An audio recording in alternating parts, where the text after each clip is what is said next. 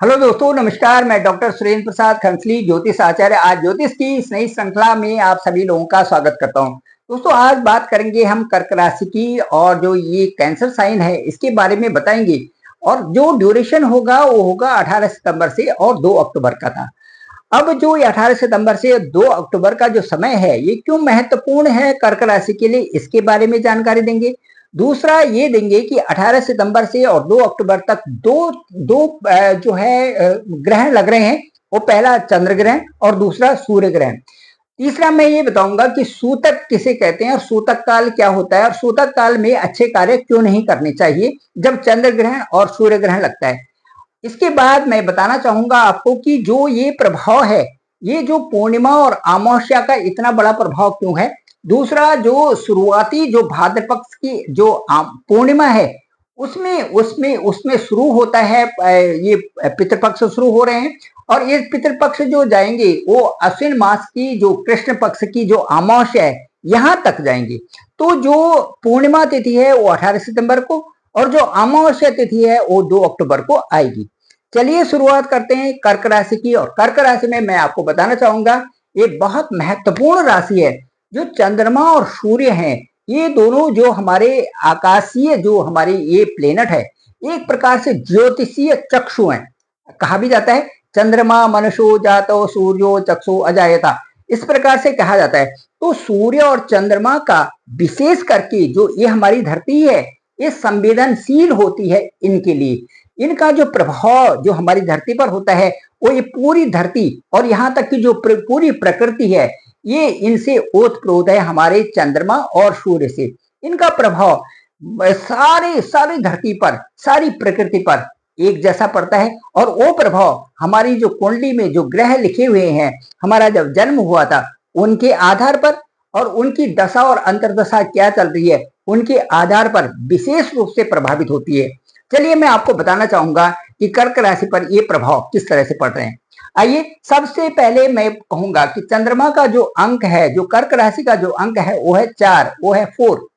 अब जो ये चार जो अंक है ये जल से प्रभावित राशि। जैसे चंद्रमा, जैसे हम जल में कोई चीज फेंकते हैं तो उसमें तरंगे आते हैं, ठीक इस राशि का भी वही स्वभाव है। यदि कोई भी हलचल होती है तो इनकी पैनिक नजर उसको पहचान लेती है कि ये तरंग यहाँ पर आ रही है और इसका क्या मतलब है और इसको मुझे क्या करना है।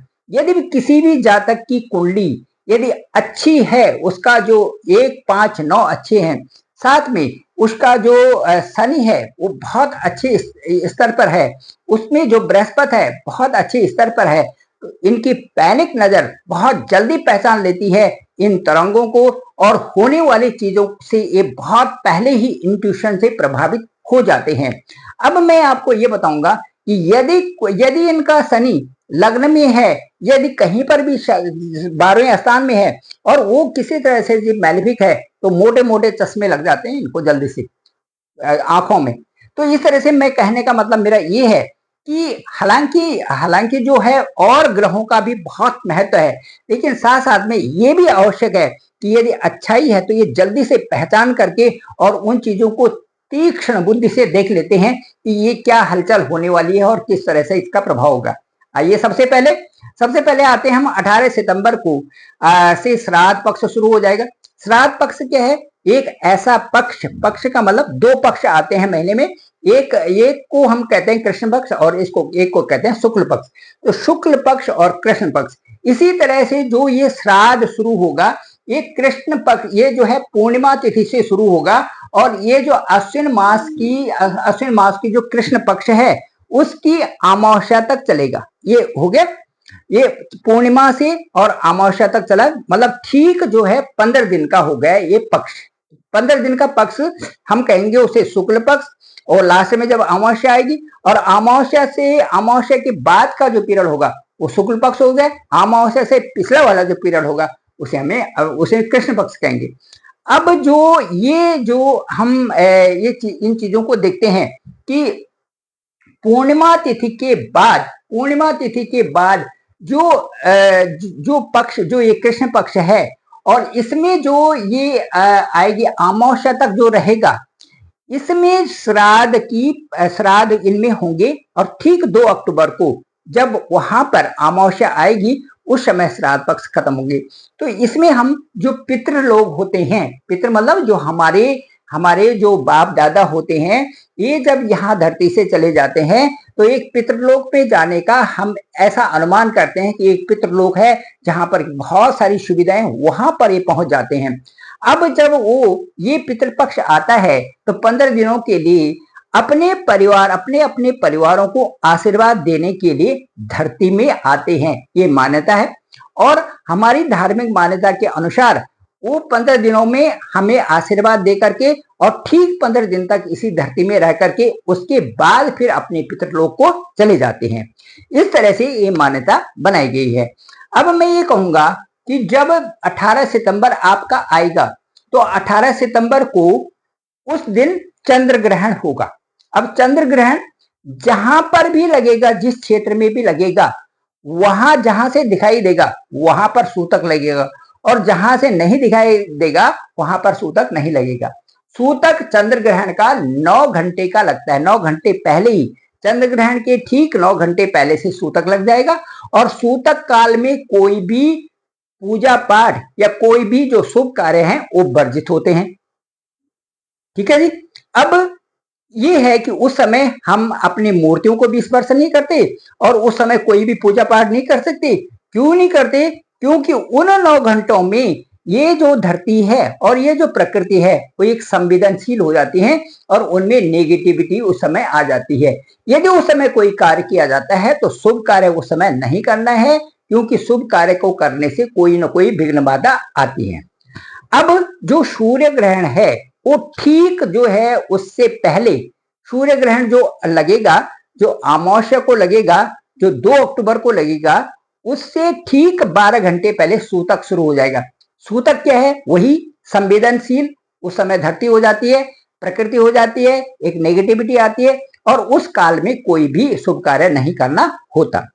अब चलिए, अब आते हैं हम इसके बाद कि जो कर्क राशि है ये क्यों प्रभावित होगी 18 सितंबर को। क्योंकि उस समय ठीक कर्क राशि के अष्टम भाव में, यहाँ शनि के साथ में अष्टम भाव में उस समय चंद्रमा होगा। अब अष्टम भाव में चंद्रमा है और शनि के साथ में है और उसके बाद यहाँ पर मंगल विचरण कर रहा है। ठीक, क्योंकि मंगल का जो इस समय ट्रांजिट है वो इस समय 12वें स्थान में है। यहाँ पर है मंगल, मार्स 12वें भाव में मंगल है। तो जो 12वें भाव का मंगल होता है ये ठीक नहीं है, और जो अष्टम भाव का शनि होता है ये ठीक नहीं है, और शनि के साथ में वहां पे चंद्रमा की स्थिति होगी। ठीक 18 तारीख को जैसे ही चंद्र ग्रहण का पहले 9 घंटे पहले सूतक होगा, उस दिन आपने क्या करना है? उस दिन आपने शाम को भी नहा के आपने सोना है। यदि आप इंडिया में हैं जहां गंगा नदी बह रही है तो गंगा स्नान करना है, और अपने घर में ही, नहीं तो आप गंगा जल डाल करके स्नान करें, और शाम को भी आप स्नान करके तब सोएं। ये जो है इससे अच्छा प्रभाव कर्क राशि वालों के लिए होगा, क्योंकि जल से संबंधित है और जल से आप अपने स्नान भी करें, खूब पानी भी पिए। ये आप 18 सितंबर को आपको करना है, क्योंकि यहाँ पर शनि के साथ में चंद्रमा की स्थिति होगी और यहाँ पर मार्स होंगे आपके 12वें भाव में। तो आपका मन का कारक चंद्रमा है, आपका जो है सुख का कारक चंद्रमा है। आपके सुखों में कमी ना आए, आपका मन जो है किसी तरह से भी कमजोर ना होए, इसीलिए आपने चंद्रमा से संबंधित उपाय करना है। ओम चंद्रमसे नमः, ओम चंद्रमसे नमः, ओम चंद्रमसे नमः, इसका भी जाप आप कर सकते हैं और दूध चीनी का आप उस समय दान भी कर सकते हैं। ये चंद्र ग्रहण के समय में, जो चंद्र ग्रहण का जो काल होगा उससे पहले और उस समय जो चंद्र ग्रहण का काल जो होगा उस समय आपने ओम चंद्रमसे नमः का जप भी करना है। ये है कर्क राशि वालों के लिए। इससे उनका जो प्रभाव शनि के साथ में जो चंद्रमा का प्रभाव है वो भी कम होगा, और जो मंगल का प्रभाव है 12वें घर में वो भी कम होगा। चलिए, अब इसके बाद मैं आपको बताता हूं कि जो स्थिति है तो मैं ये बताता हूं कि इनका प्रभाव तब ज्यादा होगा, इसका प्रभाव तब ज्यादा होगा, सूर्य ग्रहण और चंद्र ग्रहण का प्रभाव तब ज्यादा होगा जब आपकी कुंडली में जब आपकी कुंडली में दशा के साथ में 6, 8, 12 की दशाएं चल रही होती है। ये आपकी कुंडली है, ये 6, 8, 12 इनकी जब अंतर्दशा चल रही होती है तब आपको ज्यादा प्रभावित होगा। यदि आपकी दशा और अंतर्दशा ठीक है तो इनका प्रभाव आप पर कम पड़ेगा। अब मैं आपको बताना चाहता हूं कि चंद्रमा राहु के साथ में यहां से फिर जब यहां पर रहेंगे अष्टम में, और उसके बाद जो आपका जो भाग्य स्थान है वहां पर राहु विचरण कर रहे हैं, वहां पर राहु का ट्रांजिट है। जैसे ही चंद्रमा यहां पर जाएंगे फिर 1-2 दिन के बाद ये राहु के साथ में, फिर राहु के साथ में यदि कोई भी ग्रह आता है तो ग्रहण सा लग जाता है। तो चंद्रमा के साथ में राहु जब वहां पर आएंगे तो वो स्थिति भी आपके लिए, जो चंद्र ग्रहण के बाद भी ये 2 दिन के लिए आप ओम चंद्रमसे नमः, ओम राहुवे नमः इस तरह से जाप कर सकते हैं। अब मैं आपको ये बताना चाहता हूं कि जो इसमें दूध का भी दान करें, और रात में भी सोने से पहले आप स्नान करें तो बहुत अच्छा रहेगा। अब सबसे बड़ी बात यह है कि आपके जो वो ग्रह हैं या दशाएं हैं वो क्या प्रभाव कर रहे हैं और कहां पर बैठे हुए हैं। यदि 6, 8, 12 पे बैठे हुए हैं तो इनका दुष्प्रभाव देखने को जरूर मिलेगा। अब मैं एक बात बताता हूं आपको कि जो जो जो पूर्णिमा है और जो चंद्रमा, जो ये अमावस्या है, इन दिनों में जो चंद्र ग्रहण लगेगा पूर्णमासी के दिन 18 सितंबर को, और उसके बाद अमावस्या को जो लगेगा सूर्य ग्रहण 2 अक्टूबर को, इन दोनों दशाओं में जिस तरह से एक सुनामी आती है, कहां पर, समुद्र में, जिस प्रकार से एक सुनामी आती है, एक उछाल आता है, इसी तरह से हमारी मन की गति भी इसमें प्रभावित होती है।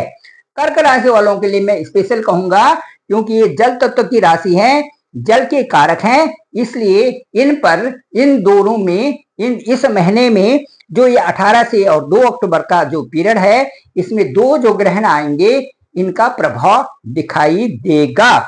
अब चलिए, अब मैं ये बताता हूं कि जिसका चंद्रमा कमजोर होगा, जिसके भी कुंडली में 6, 8, 12 में चंद्रमा बैठा होगा, उसमें उच्छृंखलता आएगी, वो तनाव में रहेगा, वो डिप्रेशन में रहेगा, उसमें मलिनता होगी, वो गलत कार्यों की तरफ उद्यत होगा, उसके पेट से संबंधित जो है डाइजेशन ठीक नहीं होंगे, और उसके साथ साथ में उसको आलस्य आएगा, और उसमें जो माइंड की अस्थिरता बनी रहेगी।